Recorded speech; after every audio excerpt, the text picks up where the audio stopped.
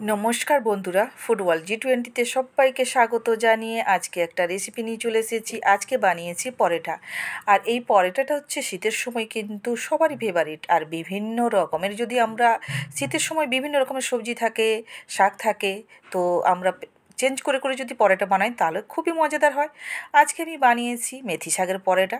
আর মেথি শাকের একটা খুব সুন্দর গন্ধ। আর তার সঙ্গে বানিয়েছি টমেটোর আচার, তাতে তড়কা দেওয়া আছে শুকনো লঙ্কা, কারি পাতা, রসুনের তড়কা দিয়ে বানিয়েছি। দেখেই কালারটা বুঝতে পারছেন কতটা মজাদার। আমি এখানে মেথি শাকের পরোটা করার জন্য আমি 1 বোল এখানে আটা নিয়ে নিয়েছি। আর এই যে দেখুন, আটাটা দিয়ে দিচ্ছি একটা বড় পাত্রে। তারপরে দিয়ে দিচ্ছি জোয়ান 1 চামচ, জিরা গুঁড়ো 1 চামচ, গরম মশলা 2 চামচ, আর চাট মশলা 2 চামচ। এরপরে দিয়ে দিচ্ছি পরিমাণ মতো লবণ, আর 2 চামচ মতো ঘি। ঘিটা জমাট বেঁধে আছে। রসুন সাদাটা থেতো করা, আর আদা থেতো করা, আর দিয়ে দিচ্ছি ধনেপাতা। ধনেপাতা গোড়ার দিকটা, মানে ডাঁটা টাইপ আছে যে, সেইটাই দিলাম।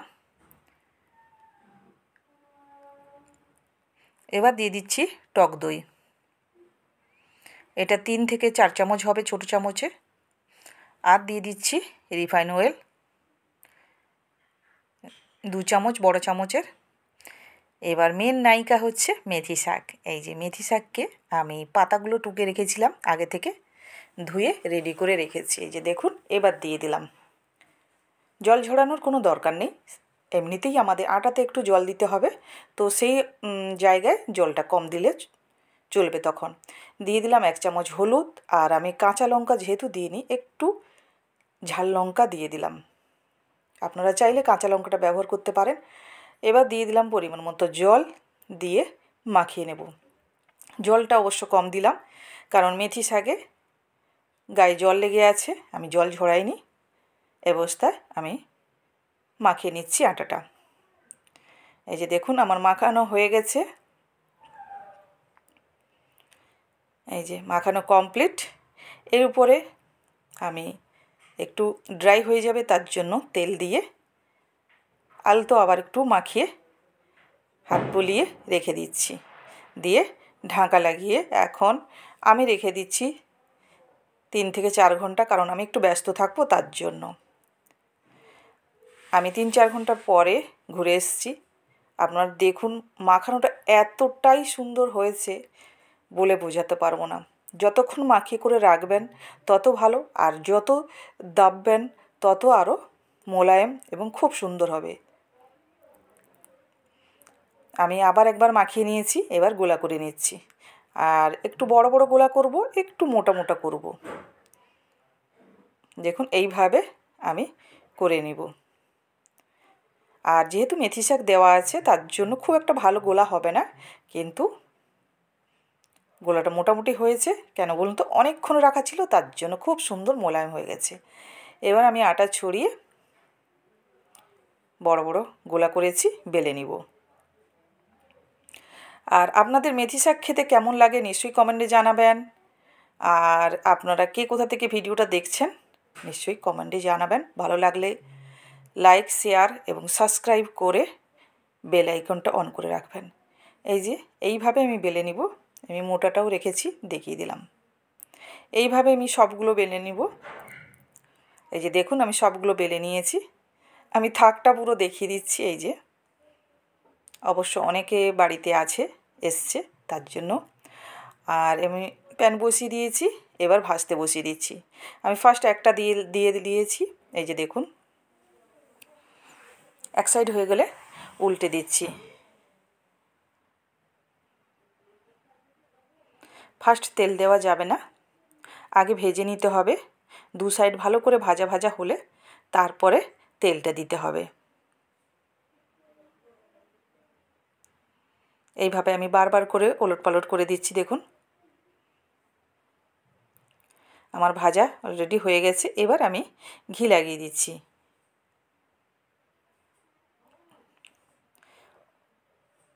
উপরটা ভালো করে লাগিয়ে দিলাম। এবার উল্টে নেব, দিয়ে তারপরে আবার উল্টে নেব, দিলে একবারে দু সাইড হয়ে গেল। দেখুন আবার এক দুবার আমি ওলট পালট করে নিব দু সাইড, দিলে দেখেই বুঝতে পারবেন কতটা মজাদার ভাজা হয়েছে। এই যে দেখুন ভাজা কিন্তু হয়ে গেছে। আমি একটা ভেজে করে দেখালাম।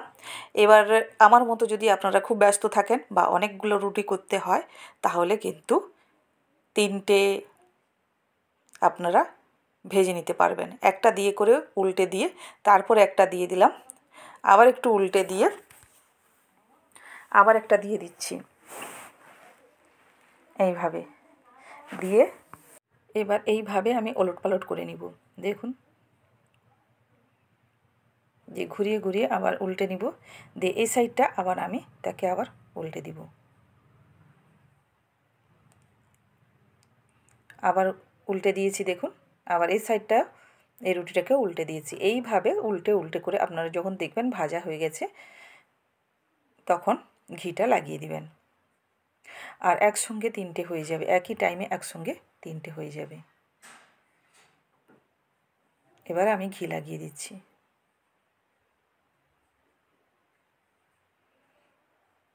ঘিটা উপর থেকে লাগিয়ে দিলাম এবং নিচের দিকে এ করে দিলে নিচটাও লেগে যাবে। এই যে দেখুন ঘুরিয়ে ঘুরিয়ে ঘুরিয়ে ঘুরিয়ে এইভাবে উল্টে উল্টে আপনি ভেজে নিতে পারবেন 3টে একসঙ্গে। এর বেশিও ভাজতে পারেন। দেখুন একসঙ্গে আমার 3টে হয়ে গেল। এইভাবে আমি সবগুলো ভেজে নিব। তবে এই জায়গায় আমি সবগুলো ভাজিনি, অর্ধেক ভেজেছি। আর আমি প্রথম আপনাদের দেখিয়ে দিচ্ছি কতটা মজাদার হয়েছে। তার সঙ্গে আমার আচার রেডি আছে। দেখুন আমি বাটিতেও নিয়ে নিয়েছি, তার সঙ্গে টক দই, পেঁয়াজ, কাঁচা লঙ্কা আপনাদের চিড়ে করে দেখিয়ে দিচ্ছি কতটা সুন্দর, টমেটোর আচার আর মেথি শাকের পরেটা। দেখেই বুঝতে পারছেন আচারটার কালার, এবং দারুণ টেস্টি হয়েছে বন্ধুরা। আপনারা একবার এইভাবে ট্রাই করবেন। হ্যাঁ, এইভাবে মানে না দেখালে কি করে জানবেন। চলুন আচারটা কেমন বানাচ্ছি দেখে দিচ্ছি। এখানে আমি ফার্স্ট নিয়ে নিয়েছি মেথি 1 চামচ। আমি মেথিটাকে ভেজে নিব। মেথিটা ভাজা লাল লাল, জাস্ট লাল লাল হবে। এই যে দেখুন ছিটাচ্ছে, লাল লাল করে ভাজা হয়ে গেলে এবার মেথিটাকে আমি নামিয়ে নেব।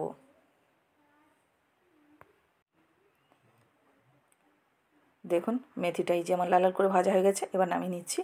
এবার দিয়ে দিচ্ছি সরষা। সরষাটা একটু 2 চামচ দিয়েছি, একটু বেশি দিয়েছি কালো সরষা। আর এতে কিন্তু সেন্ট খুব ভালো লাগে আর টেস্টও খুব দারুণ হয়। আপনারা জানেন, বলার আর কিছুই নেই। সরষাটাও আমি ভেজে নিব, খুব বেশি কড়া করব না। এই যে দেখুন ভাজা আমার হয়ে গেছে সরষা। এবার এটাকে আমি গ্রাইন্ডারে গুঁড়ো করে নিব। আর এদিকে আমি নিয়ে নিয়েছি টমেটো। টমেটো একটা প্রয়োজন মতো আমি টমেটো নিয়ে নিয়েছি। এই যে দেখুন মানে 500 উপরে হবে, আমি ঠিকঠাক আন্দাজ বলতে পারছি না। আর নিয়ে নিচ্ছি তেঁতুল। তেঁতুলটাকে ভালো করে জলে আমি ভিজিয়ে রেখে দিব এখন। তেঁতুলটা ভিজানো আমার হয়ে গেল। এবার আমি এদিকে টমেটো কেটে নিয়েছি। এবার একটা ননস্টিক প্যান বসিয়ে দিয়েছি, তাতে দিয়ে দিচ্ছি রিফাইন অয়েল। দিয়ে এবার টমেটোগুলোকে, কেটে রাখা টমেটোগুলোকে তুলে দেব।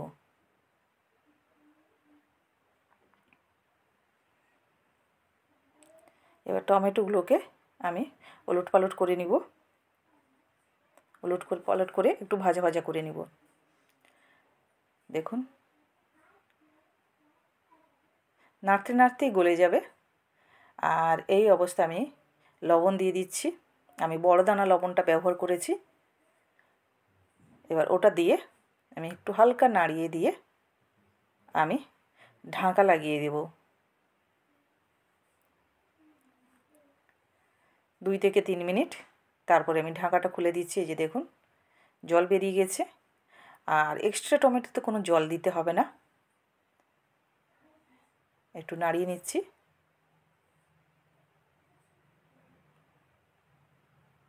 এবার আমি যে তেঁতুলটা ভিজিয়ে রেখেছিলাম, ছাঁকনি দিয়ে ছেঁকে তেঁতুলের মাঠটা দিয়ে দেব। একটা চামচ নেব, চামচ দিয়ে নাড়িয়ে নাড়িয়ে করে দিলে পুরো তেঁতুলের মাঠটা বেরিয়ে যাবে।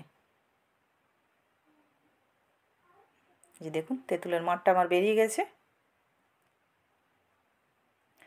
এবার একটু নাড়িয়ে নিচ্ছি। এতে এই অবস্থায় দিয়ে দিচ্ছি হলুদ, আর দিয়ে দিচ্ছি লঙ্কা,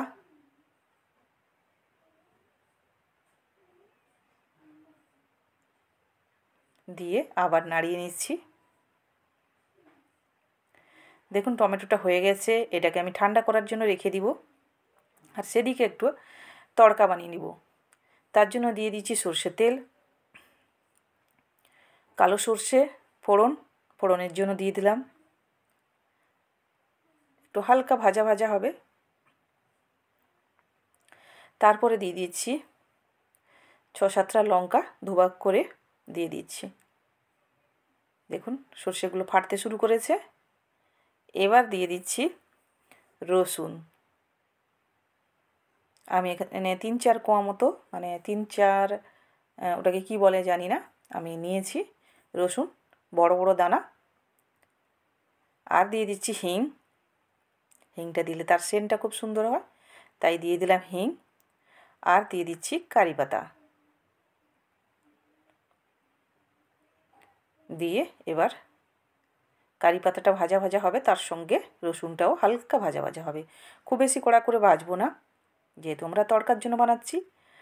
আর আমি যে শুকনো মশলাটা করে রেখেছিলাম মেথি আর সরষা, এই যে দেখুন 1 চামচ ফুল দিলাম, আর আধা চামচ দিচ্ছি। দিয়ে করে এবার আমি মশলাটাকে খুব ভালোভাবে ভেজে নিব। দেখুন আমার তড়কার মশলা ভাজা মানে হয়ে গেছে। তড়কা বলুন আর বলুন। আমি গ্রাইন্ডার বাটিতে দেখুন পেস্ট বানিয়ে নিয়েছি টমেটোটা ঠান্ডা হওয়ার পরে, দিয়ে সেই আবার প্যানে আমি তুলে দিচ্ছি, দিয়ে মুছে বের করে নিচ্ছি গ্রাইন্ডারের বাটি থেকে। এতে আর ধুয়ে টুয়ে দেওয়া যাবে না। জাস্ট এবার গ্যাসটা জ্বালিয়ে, খুব বেশি হিট দেওয়া যাবে না, আলতো আলতোভাবে নাড়তে হবে। এবার দিয়ে দিচ্ছি গুড়। আমি আধা বাটি গুড় দিয়ে দিলাম। আপনারা মিষ্টিটা আপনাদের পছন্দ মতো দিবেন। খুব বেশি মিষ্টি খেলে মিষ্টিটা একটু বেশি দিবেন, আর যদি একটু মানে হালকা হালকা মিষ্টি হবে, টক টক হবে, একটু ঝাল ঝাল হবে, তো তাহলে এটাই পারফেক্ট। এবার দেখুন আমি যেটা তড়কার মতো বানিয়ে রেখেছিলাম ওটা তুলে দিলাম। তুলে দিয়ে এবার নাড়তে থাকবো, ধৈর্য ধরে নাড়তে হবে। দেখুন আমার হয়ে গেছে টমেটোর আচার। এই যে দেখুন, ঠান্ডা হলে আরও জমাট বেঁধে যাবে। আপনারা এটা স্টোর করে রেখে দিতে পারেন জারে, অনেক দিন চলবে। এই যে দেখুন আমার আচার রেডি, পরোটা রেডি। ধন্যবাদ।